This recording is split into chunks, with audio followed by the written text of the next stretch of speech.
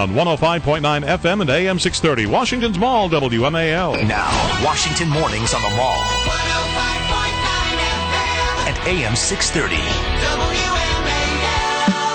Good morning, everybody. It is 8:07 on WMAL, where Washington comes to talk, but we're not in Washington today. We've crossed the river. We're in Vienna, Virginia, at the Virginian Restaurant. It's Brian Wilson, joined by Mary Catherine Ham, and a special guest. He emerged from the bunker for a rare daytime appearance. Let's have a big welcome for our good friend, Mark Levin, everybody. Mark Levin. Thank you. Thank you very much, Mark. My honor. What are you, like 8'3" or something? 6'4". Yeah. But I have my cowboy boots on today, so 6'5". Yes. All right, so let's talk, Mark.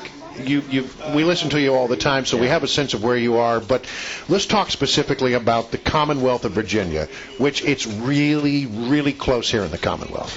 I'm from Loudoun County, and as a matter of fact, last election in November, we won every single supervisor position, Republican. I see Loudoun County as fairly strong for this election for president, for George Allen. I don't make these predictions. What's the point? If everybody gets out and vote, we win. And so if all you folks get 5 or 10 other people to vote, it's over. That's the way I view it. I think we're going to win. I think we're going to take Virginia. Is that better? That's better. Guys, tell me you can't hear me. I can hear you. Should I yell into this damn thing? All right. You know, from the bunker we have real microphones and not all this goofy stuff. All right. Anyway, so in Virginia, I think we're going to win Virginia. Predictions are what they are. I think we're going to win Florida. I think we've got a few states that are going very well, but we'll see. What about Ohio? What about it? It's tight. It's really tight there. Well, Ohio is very tight, and like everybody else, I don't know how that's going to turn out. But I would say this. What is exactly the motivating reason to vote for Barack Obama? I mean, I look at Ohio.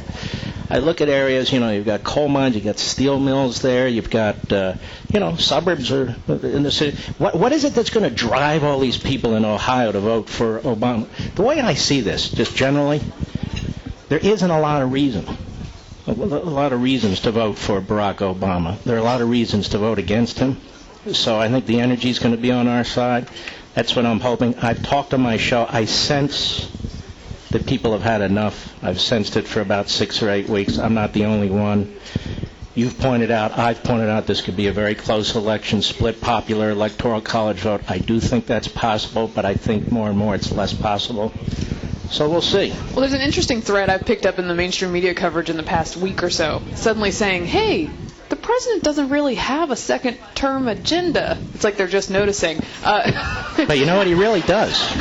What I was going to ask you, what is it according to you? His second-term agenda is to put a final nail in the Constitution. And so, I know he can't run on that, though. I know he can't, but that's what he's going to do. And he has shown some ankle on this already. Talking over and over again about... what are you doing with your hands over there? I'm just... No, not you, him, over there. You tell me to stop? Louder? Move my hand? Take my clothes off? Yeah, what? I don't read sign language, bro. That's good. You're perfect. All right, good. Where were we? I have short-term memory problems here. Putting the nail in the Constitution. Yeah, my problem is we don't talk about the Constitution. The courts are up for grabs right now. The Supreme Court's up for grabs. This is never discussed. If Obama wins, he's going to load up these courts with leftists. The bureaucracy's completely out of control. And it's going to continue that way. And we don't take the Senate, we hold the House, and he wins. He's just going to keep barreling along, and I think Boehner's going to cave. All right. So, but let's all smile anyway. I think we're going to beat him. You want to know the truth?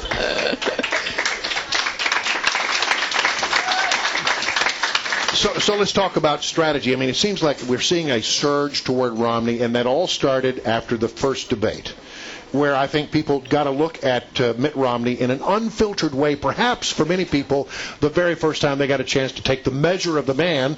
And you know what? They looked and they said, hey, he doesn't have horns. No. He doesn't have a tail. He seems actually sort of likable. Last night at the Al Smith dinner, Hilarious. I mean, really funny stuff. Knocked it out of the park. I don't think people expect that he has a sense of humor. And I think these sort of things are what people are finally starting to see. And for many people who watch politics more casually, don't you think that's important? I think it's very important. I will say this. I think Obama was going to have a tough time no matter what. He's got a disastrous economy on his hands. As I say, there's really not a lot to say for the guy. Oh, he's likable. Well, great. You know, those are the clowns likable. That has nothing to do with it. I think the issue comes down to people are experiencing his economy. You know, they can run $1 billion in ads talking about how we're coming back. When people look around, they say, no, we're not coming back. Look at these massive deficits. He keeps making these promises. I don't like Obamacare. So I think they were looking for an alternative, and they see that Romney's perfectly fine. But I think Obama was going to have a problem no matter what. Tell me a little bit about the Senate. I know you watch it closely. If folks who make donations are looking to make a strategic investment in certain races, what are the ones you're paying attention to that are on the edge? Right here. George Allen is a good man. Tim Kaine is a leftist. Tim Kaine supported Obamacare and the stimulus.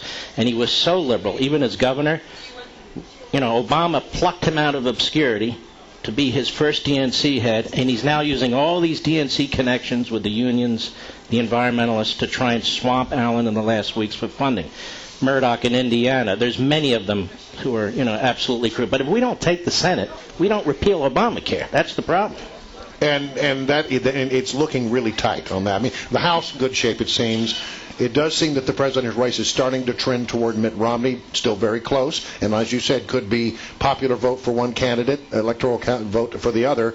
I mean, it's that close, so every vote is important, but it's the Senate where if you don't have that, you really still hit the wall. You know, by the way, on the Romney-Obama thing, I go back and forth between really close to a blowout, and I our blowout, not their blowout. So I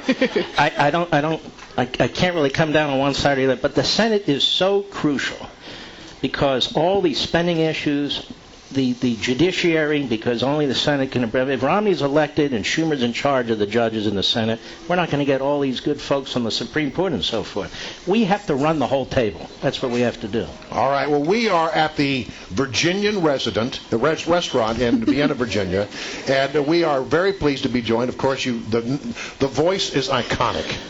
It's the most beautiful voice in radio. Admit it. When you hear the voice, you know immediately that you're in the presence of the great one. So we're going to continue our conversation with the great one, Mark Levin. It's Brian Wilson. We're joined today by Mary Catherine Hammond, our very, very special guest. The great one, Mark Levin, is in the house. We're at the Virginian restaurant, and I don't keep saying resident. Well, you're at the Virginian restaurant with two Virginian residents. That's it. Okay, that's why. And part of our Swing State Roadshow, Mark, I want you to talk a little bit about the mainstream media, which, you know, I used to be a member of the mainstream media, and when I was there, I always say, well, it seems a little harsh. As I step back from it and look at some of the things that happen as a critic and an analyst, I'm just stunned sometimes with the way they behave. You know, some of the best critics of the mainstream media are the people who worked in the mainstream media. You, Chris Plant, others, because you know what's going on. You look back and you can analyze it better. I've always despised the mainstream media. They've always been liberal. Any election I've been involved in or that I've watched, they despise Reagan. They put down Reagan. You know, our candidates are always stupid. They're incompetent. They hate women, and on and on and on. It's the same mantra, same scenario every time. So that's why it's great to have talk radio. It's great to have bloggers and the internet and all the new media that's out there. And that's expanding, and the old media is dying. Every time a presidential election comes around, I don't think I can be surprised by the slant of the media anymore, and yet I am. Does it get worse every time, or is it just me being more sensitive? Well, maybe, but I can tell you the people are on to it. The people despise the media more than, don't you? Their poll numbers not good. Let's have applause against the media. Okay, anyway, you talk about an industry you really don't want to invest in. It would be, you know, NBC, ABC, CBS. Are we owned by anybody? No, not anymore. Okay. But anyway, so I think, you know, Candy Crowley, I mean, that was a disaster. Talk about that for a moment. What bothered you about it? The lovely and beautiful Candy Crowley? No. What bothered me about it was, well, she threw a grenade in the middle of the discussion about Libya, and I heard a lot of archives, by the way, afterwards, you know, Romney should have gone in for the kill. Well, he couldn't go in for the kill. He was cut off. He was fighting for time. He was trying to get his points across. But I also noticed it in the vice presidential debate. You know, Paul Ryan kept trying to finish a thought. He was cut off repeatedly. So I just think, rather than whining about these people, we have to defeat these people. We have to go over their heads. That's what Reagan did. And he didn't have talk radio. There was no internet. And we can, we can defeat them and defeat the opposition at the same time. Well, it turns out that in both debates, the second presidential and the vice presidential, perhaps the Republicans came off better despite moderators. We have to be better than the Democrats because we're debating two people every time, and you got to strategize for the counterpunches, and our people are better than the Democrats. We had a tragic situation in Benghazi where 4 of our people were killed, including the U.S. ambassador, 2 former Navy SEALs, and an information specialist, and in what was a coordinated attack. We finally learned that's what it was. We certainly had a mixed message in the days in the aftermath of all that. The thing that bothers me most about this is we can get into a semantics discussion about what you call it, or we can talk about how Susan Rice went on the talk shows and I think actively misled people. The thing that concerns me about it is that the day after, the President of the United States thought the most important thing that he needed to do was get on a plane and go to a fundraiser in Las Vegas. I don't think any president other than this one would have done that. I don't think Bill Clinton would have done this. I mean, it is a disgrace. And also the fact that he didn't sit for his intel briefings and so forth. I mean, does he really? Is that, you've sort of seen on the inside how it works. A lot of people say, oh, well, he reads it on the iPad. There is a difference between reading it and actually engaging with someone in a briefing, is there not? Do you know how hard it is to get a meeting with the President of the United States? Do you know how valuable the President's time is? The Pentagon is very careful about who they send in there. The intelligence agency the briefer has to be briefed. Right. And they go in after the top meeting with it's an all-day process. They pull together all the information. They go, you can't just read this stuff on a computer. And doesn't the president have any questions? Because the biggest expert is the guy that's there supposedly to brief him. So you have a back and forth and a give and take. Reagan never missed them. Bush never missed them. The other Bush never missed them. What's the problem? Golf?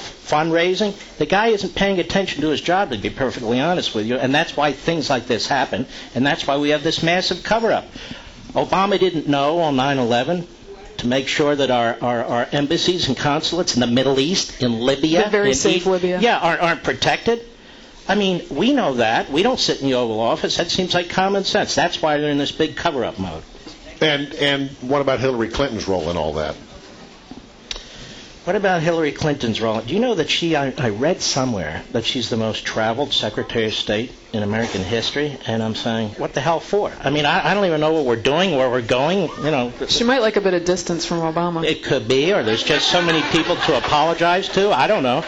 But she's responsible too. I mean, it's not mutually exclusive. She takes the blame and the president's off the hook. No, we want to know the whole chain of decision-making, who knew what when, and obviously they're playing rope-a-dope until after the election if they can. All right, so I have it's a personal question and a point of personal privilege. Yes, I weigh 235.